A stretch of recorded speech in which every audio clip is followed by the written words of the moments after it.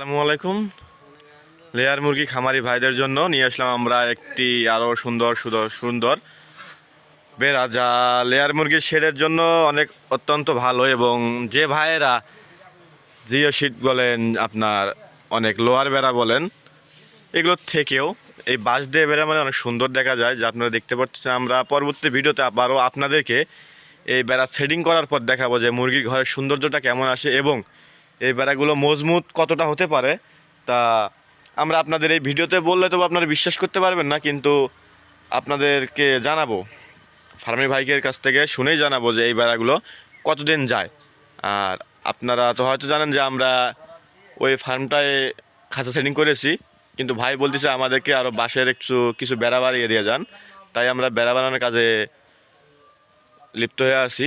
আমরা বেড়াটা বানাইলাম, তো এগুলো আমরা এই ঘরেই সেটিং করবো এই বেড়াটা, যা অনেক সুন্দর দেখাবে। তো আমার খামারি ভাই বেড়াটা পছন্দ করছে কিনা আমি একটু জানতে চাই। ভাই, এই যে বেড়াটা বানাইলাম মাত্র, বেড়াটা কি আপনার পছন্দ হয়েছে? না, বেড়াটা সুন্দর হয়েছে ভাই। হ্যাঁ, সুন্দর হয়েছে। আপনি কি বাঁশ সম্পর্কে ধারণা আছে?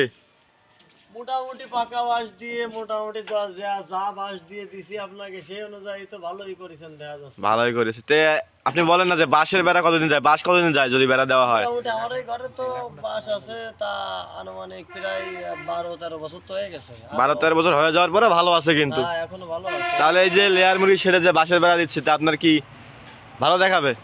ভালো দেখানোর সবচেয়ে বড় কথা আছে সাশ্রয়, জিনিসটা হলো বড় বিষয় ভাই। সাশ্রয় করতে পারলে লাভবান হওয়া যাবে।